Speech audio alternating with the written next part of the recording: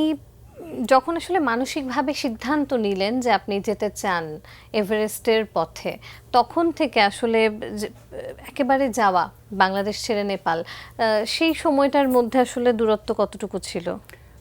আমি গত বছর হিমালয়ে একটি ৭,০০০ মিটার মাউন্টেনে যাই। তো এটার নাম ছিল হিমলুং হিমাল, ৭,১২৬ মিটার উচ্চতা।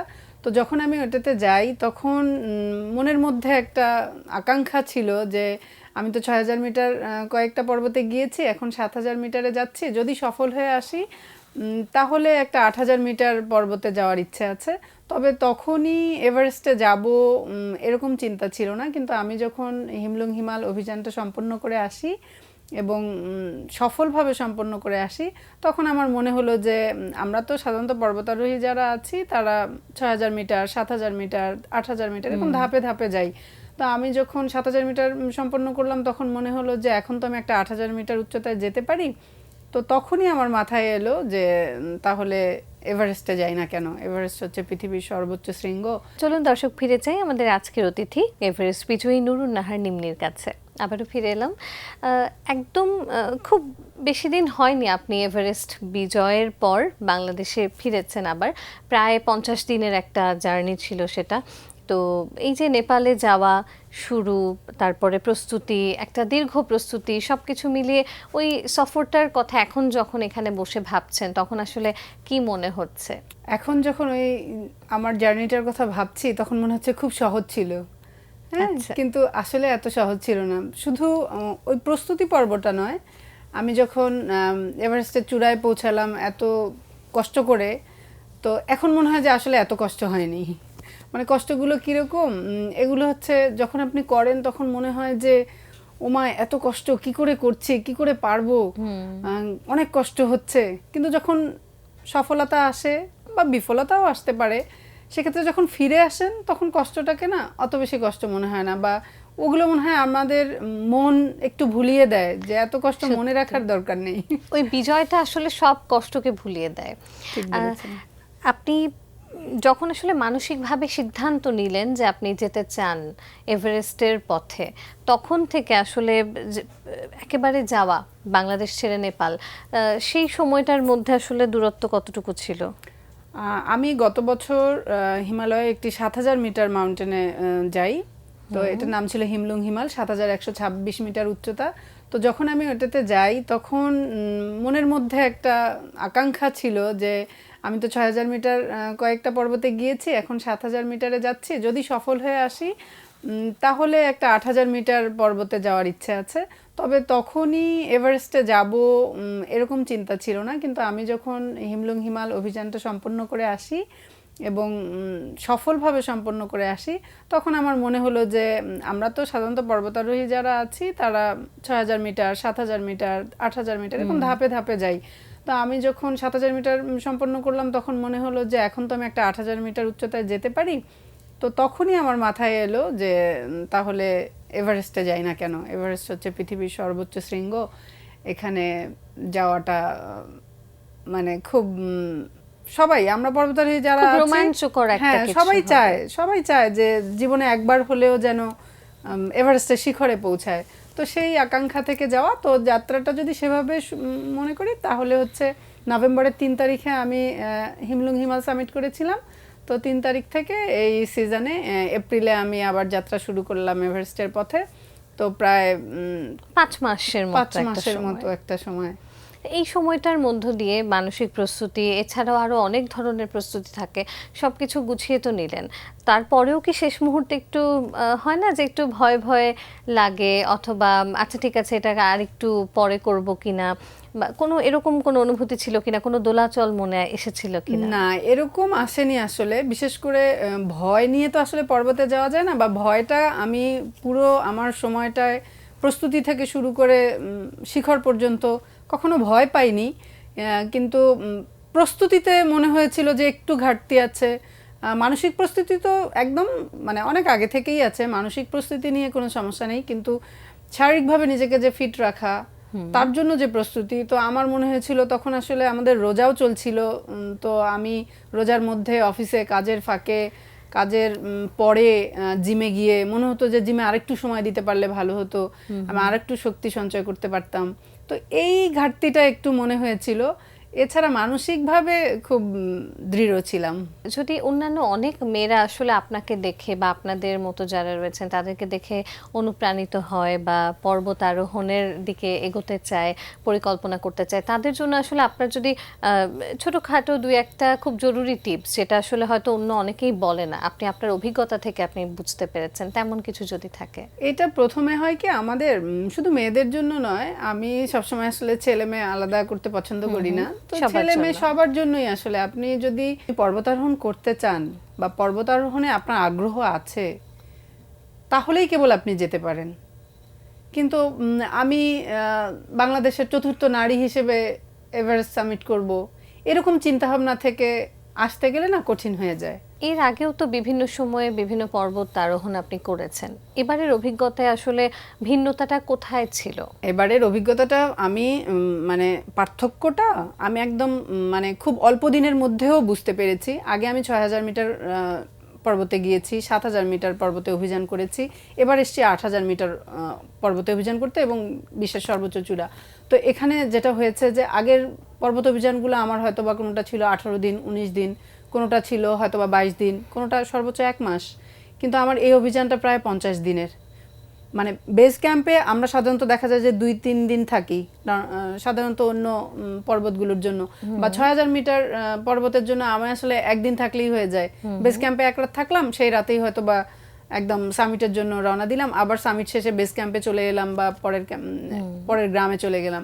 কিন্তু এখানে যেটা হয়েছে, বেস ক্যাম্পে দিনের পর দিন থেকেছি, দিনের পর দিন বেস ক্যাম্পে থেকে আবার উপরে গিয়ে অভিযোজন করে আবার নিচে নেমে আসতে হয়েছে। তো এগুলো ভিন্ন। তারপর আছে যেমন আমি ঠিক এভারেস্ট অভিযানের আগে যখন বেস ক্যাম্পে বসেছিলাম, অপেক্ষা করছিলাম রুট ওপেনের জন্য, তো তখন দেখলাম যে এভাবে বসে থাকলে তো হবে না, কারণ রুট ওপেনটা দেরি হয়ে যাচ্ছে।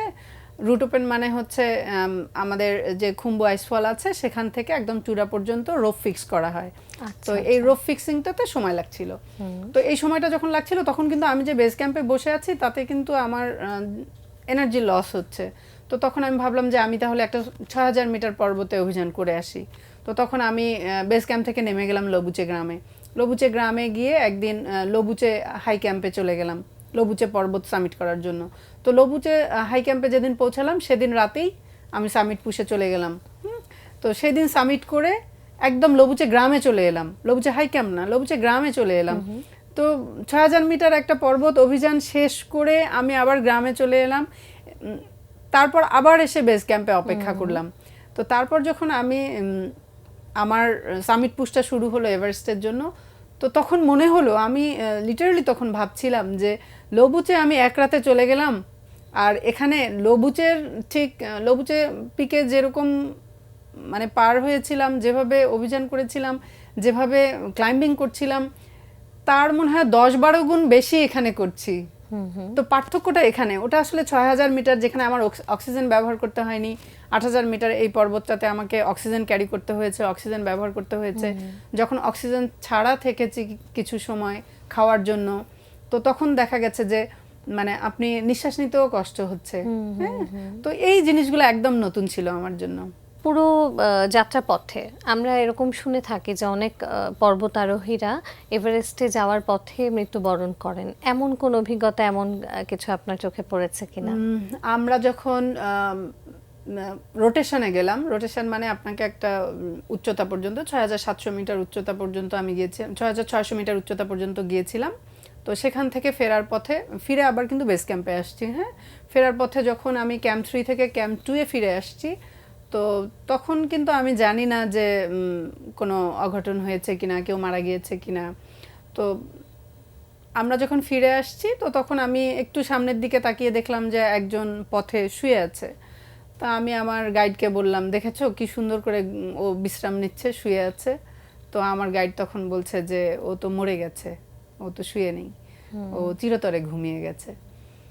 তো ও ছিল একজন ভারতীয় ক্লাইম্বার ছিলেন উনি, সন্দীপন আয়ার নাম। তো যখন ওর কাছে গেলাম খুব খারাপ লাগলো যে আমি তো ওর মতোই এসছি, ওর মতোই আমি পর্বতের চূড়ায় উঠতে এসেছি। ও আসলে পর্বতে চূড়ায় উঠেছিল কিনা আমি জানি না এখনো। যতদূর জেনেছি ও ফেরার পথে মারা গেছেন। তো এটা আসলে খুব খারাপ লাগে দেখতে, কিন্তু আমাদের পর্বতারোহীদের মধ্যে কেউ কেউ পর্বতে রয়ে যায়, সবাই ফিরে আসে না। এখন ফিরে আসার পর এখন কি মনে হচ্ছে যে পর্বত আরোহণের তো একেবারে সর্বোচ্চ যেটা সেটা তো দেখা হয়ে গেছে, অভিজ্ঞতা নেওয়া হয়ে গেছে, এবার কি? হ্যাঁ, আমাদের অনেকেই ভাবেন, যারা আসলে পর্বতারোহণের সঙ্গে যুক্ত নন, তো তারা ভাবেন যে বিশ্বের সর্বোচ্চ চূড়ায় পৌঁছানো হয়ে গেলেই বুঝি আমাদের পর্বতারোহণ করা শেষ। আসলে ব্যাপারটা এরকম নয়। আমরা তো পর্বতে যেতে পছন্দ করি, ভালোবাসি, এটা আমাদের একটা প্যাশন। তো হয় কি, সর্বোচ্চ উচ্চতায় পৌঁছানোর পরও আরও কিছু 8,000 মিটার মাউন্টেন আছে আমাদের, 7,000 মিটার আছে, 6,000 মিটার আছে। তো সেগুলোতে চড়তে ইচ্ছে করে। এরকম নয় যে পৃথিবীর সর্বোচ্চ চূড়ায় পৌঁছে গেছি বলে আর কোনো পর্বতে যাব না কখনো, এরকম নয়। প্রতি সিজনে, নেপালে তো আসলে 2টো সিজন পর্বতারোহণের জন্য, তো প্রতি সিজনেই মনে হয়, সিজনের ঠিক আগে আগে মনে হয় যে এবার কোথায় যাব, কোথাও যেতে হবে। কখনো স্বপ্ন দেখেছিলেন যে বড় হয়ে অ্যাথলেট হতে চান? স্বপ্ন আসলে সেভাবে দেখিনি। সময়, বাস্তবতা যেভাবে নিয়ে গেছে সেভাবেই গেছি। তারপর যখন যেটা করতে ইচ্ছে করেছে, যেটা ভালো লাগার মনে হয়েছে বিশেষ করে, সেটাতে এগিয়ে গেছি। সেটা পাশাপাশি করা হয়েছে।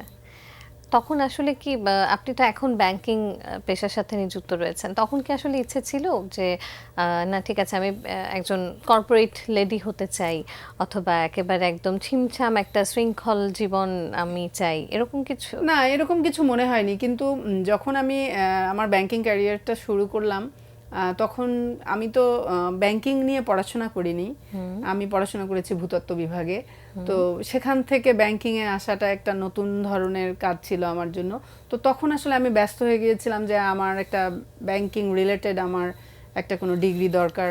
তো তখন আমি MBA করেছিলাম, তো এগুলো নিয়ে ব্যস্ত ছিলাম। তখন হয়েছিল কি, ক্যারিয়ারটাকে একটু গোছানো, একটু সেটেলড হওয়া, এইসব নিয়ে ভেবেছি। তখন দীর্ঘ অনেকটা সময় কিন্তু আমি আসলে এইসব ট্রেকিং বা পাহাড়ে যাওয়া বা অন্য স্পোর্টস, খেলাধুলা সবকিছু থেকে একটু দূরে ছিলাম ওই সময়টা। কিন্তু তারপর না, হয় না, যেটা আপনার পছন্দের সেটা আসলে আপনাকে যেভাবেই হোক তার কাছে আপনাকে নিয়ে যাবেই। তো আমি আবার ফিরে এসেছিলাম এখানে। বাংলাদেশের সবার কাছে আপনি এমন একজন মানুষ হয়ে উঠেছেন, যে আপনি বলছিলেন যে তৃতীয় নারী আমাদের দেশের। তো সেই জায়গা থেকে আসলে এই একটা মুকুট মাথায় রয়েছে, আর তার পাশাপাশি মানুষের এত এত ভালোবাসা, এত এত অভিনন্দন, সবকিছু মিলিয়ে আসলে এখন কেমন লাগছে? এই ভাবনাটা কি আসলে যাওয়ার আগে ছিল কিনা? না না, কখনোই না। আমি একটা অনুষ্ঠানে বলেছিলামও যে আমি আসলে একটুও গৌরব বোধ করছি না যে আমি তৃতীয় নারী হিসেবে, বাংলাদেশের তৃতীয় নারী হিসেবে এভারেস্টের চূড়ায় চড়েছি। এটাতে আমার একটুও গৌরব বোধ হচ্ছে না। কারণ নিশাত আপু, আসফিয়া আপু সেই 14 বছর আগে এভারেস্টের চূড়ায় চড়েছেন। তারপর দীর্ঘ এত বছর কোনো মেয়ে কি যেতে পারলো না? আমি আসলে 300তম হলে বা 3000তম হলে খুশি হতাম, কিন্তু আমি হয়েছি তৃতীয় নারী। এটার কারণ আপনি কি বলে মনে করেন? কেন এই যে 14 বছরে আর কাউকে আমরা পাইনি? এটা আসলে আমার কাছে মনে হয় পৃষ্ঠপোষকতার অভাব। আমাদের পর্বতারোহণটা খুবই ব্যয়বহুল একটা স্পোর্টস। তো এখানে আসলে পৃষ্ঠপোষকতা ছাড়া, যেমন আমি যখন 6,000 মিটার অভিযানগুলো করেছি নিজের অর্থায়নে করতে পেরেছি, কিন্তু 7,000 মিটার, 8,000 মিটার পর্বতগুলোতে অভিযানগুলো এত ব্যয়বহুল যে নিজের অর্থায়নে আসলে করা সম্ভব হয়নি। তো তখন পৃষ্ঠপোষক প্রয়োজন হয়। আমি খুবই ভাগ্যবান যে আমার নিজের প্রতিষ্ঠান, যেখানে আমি কর্মরত আছি, পূবালী ব্যাংক পিএলসি, আমার গত বছরের হিমলুং অভিযান এবং এভারেস্ট অভিযান দুটোই পৃষ্ঠপোষকতা করেছে। তো তাদের পৃষ্ঠপোষকতা ছাড়া আসলে আমার পক্ষে যাওয়া সম্ভব হতো না। তো আমাদের দেশের নারীরা যে পর্বতারোহণ করছে না তা নয়, কিন্তু পৃষ্ঠপোষকতার অভাবেই কিন্তু আসলে আমরা এত বছর একটু পিছিয়ে পাইনি বা পিছিয়ে পড়েছি। আপনি বাংলাদেশের যারা পর্বতারোহণ ভালোবাসে কিংবা বাসে না সবার কাছে একজন আইডল হয়ে উঠেছেন, অনুপ্রেরণার উৎস হয়ে উঠেছেন নিঃসন্দেহে। আর সারা বাংলাদেশের মানুষ আপনার দিকে তাকিয়ে রয়েছে অভিনন্দনের দৃষ্টিতে, ভালোবাসার দৃষ্টিতে। সেই ভালোবাসা এবং সবটা নিয়ে আপনার সামনের দিনগুলো আরও অনেকটা ভালো কাটুক। অনেক অনেক শুভকামনা থাকবে আপনার জন্য। দর্শকদের উদ্দেশ্যে যদি কিছু বলতে চান। আমার জার্নিটা যদি কারো ভালো লাগে, আপু বলছিলেন যে পর্বতারোহণ পছন্দ করুক আর না করুক, তো আমার কথাও সেটাই যে আপনাকে যে পর্বতারোহণ পছন্দ করতেই হবে বা আমাকে দেখে পর্বতে যেতেই হবে, এভারেস্টের চূড়ায় চড়তেই হবে এমন কোনো কথা নেই। আপনার যেটা ভালো লাগে, আপনার যেটা করতে ইচ্ছে করে, আপনি যেটা মনে করেন যে এটাই আপনার জন্য সুন্দর, সবার জন্য ভালো হবে, সেটাই আপনি করুন, এটাই আপনাকে মানাবে। Thank you. অনেক ধন্যবাদ। আপনাকে অনেক ধন্যবাদ। প্রিয় দর্শক, এতক্ষণ কথা হচ্ছিল অতিথির সঙ্গে। এবার সময় হলো বিদায় নেবার। আমাদের অনুষ্ঠান সম্পর্কে আপনার যে কোনো মতামত ও পরামর্শ জানাতে লিখুন এই ঠিকানায়। প্রযোজক দিন প্রতিদিন, Banglavision, Noor tower, 110 Bir Uttam CR Dutta road, Dhaka 1205। Phone 963203 আমাদের ইমেল অ্যাড্রেস দিন প্রতিদিন @banglavision.tv। মার্কিন ধর্মতাত্ত্বিক হেনরি ওয়ার্ড বিচারের একটি উক্তি বলে বিদায় নিচ্ছি আজ। তিনি বলেছেন, প্রত্যেক শিল্পী তার হৃদয়ের গভীরে তুলি ডুবিয়ে দেয়, তারপরে নিজের প্রকৃতিকে চিত্রে ধারণ করে। প্রিয় দর্শক, সবাই ভালো থাকুন, সুস্থ ও সুন্দর থাকুন। আজ সারাদিন সবার জন্য শুভ ও কল্যাণময় হোক।